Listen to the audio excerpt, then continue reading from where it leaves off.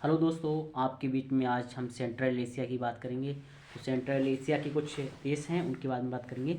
Central Asia, central Asia, Asia.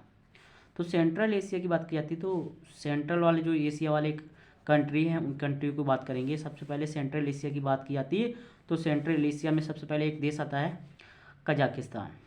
Kazakhstan, Kazakhstan, Kazakhstan है number 1।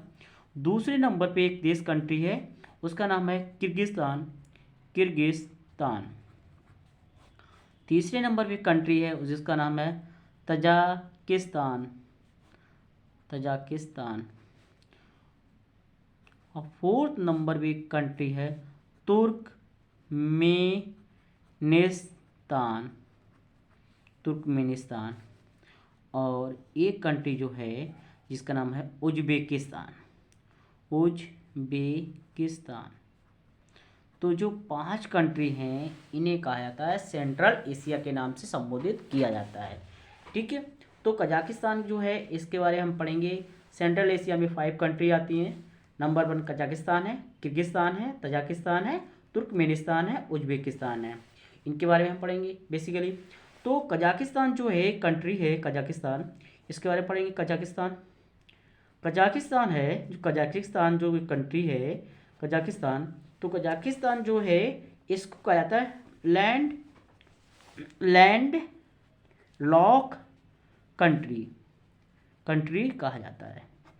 Land lock country उस country को कहा जाता है जो चारों तरफ से क्या हो, लैंड से घिरी हो। कहीं इसका जो हिस्सा है, किसी भी देश का जो हिस्सा है वो किसी भी सागर से ना टच होता हो। प्रशांत महासागर ऐसे सागर हमारी जो 5 हैं इनसे इसकी सीमा ना लगी होती हो, और पूर्णतः लॉकलैंड कंट्री कहा जाता है।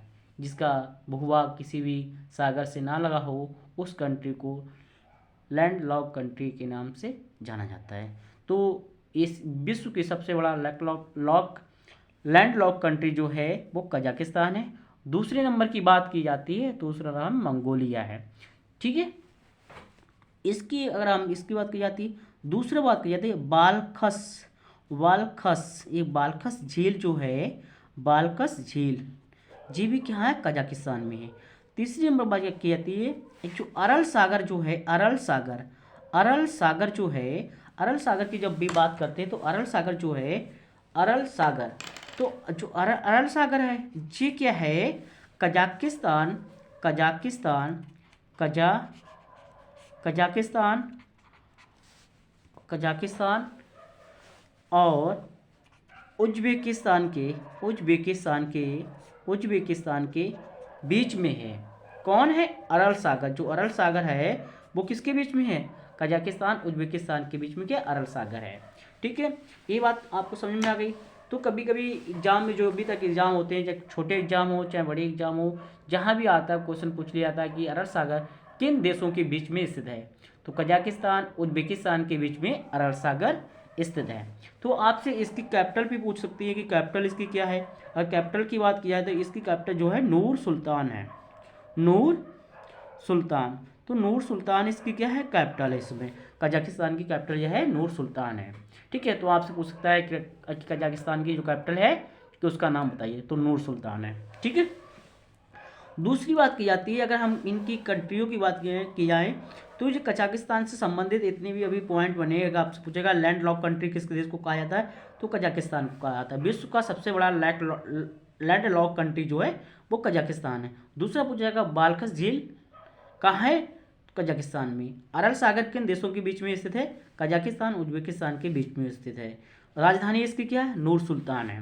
ठीक है, इन पॉइंटों से पूछ सकते हैं। सेंट्रल एशिया में 5 कंट्री हैं। अब बात की जाती है कजाकिस्तान की राजधानी क्या है। अगर हम राजधानियों की बात की जाती है तो राजधानी कजाकिस्तान की बात की जाती है तो जो कजाकिस्तान है इसकी राजधानी है नूर सुल्तान, नूर सुल्तान, सुल्तान है। दूसरी बात किर्गिस्तान की बात की जाती है, जो किर्गिस्तान है उसकी राजधानी की हम बात करते हैं तो इसकी राजधानी बिश्केक है। क्या नाम है, बिश्केक है। ये पूछी गई राजधानियाँ हैं। तजाकिस्तान जो है, तजाकिस्तान है, तजाकिस्तान की दुशानबे है, दुशानबे, दुशानबे इसकी कैपिटल है। तुर्कमेनिस्तान की बात की तो अशखाबाद, अशखाबाद इसकी राजधानी है। और उज्बेकिस्तान की बात की जाती है तो इसकी राजधानी जो है ताशकंद है, ताशकंद। ताशकंद में ही क्या हुआ कि शिमला समझौता हुआ 1966 में। 1966 में 1966 में एक शिमला समझौता होता है, शिमला समझौता होता है। उसी में जो शिमला समझौता हुआ था उसमें ताशकंद में गए हुए थे हमारे प्रधानमंत्री, जो उसमें के प्रधानमंत्री थे लाल बहादुर शास्त्री जी। तो 10 जनवरी को इस शिमला समझौता होता है और 11 जनवरी 1966 में जो लाल बहादुर शास्त्री जी की डेथ हो जाती है। तो प्यारे मित्रों, इससे संबंधित सेंट्रल एक से संबंधित मेरे पास जितने फैक्ट थे और जो इम्पोर्टेंट फैक्ट थे वो मैंने आपको बता दिए हैं। ठीक है, अगर अगला पार्ट देखना है आपको मिडिल ईस्ट कंट्री का और भी कोई कंट्री का, तो आप कमेंट के नीचे सेक्शन में आप अपना कमेंट लिखिएगा और बताइएगा किस देश से अच्छे क्वेश्चन आते हैं। उस देश को हम अच्छी तरीके से रिप्रेजेंट करेंगे आपके सामने। कमेंट में आप इसका बता दीजिएगा। धन्यवाद।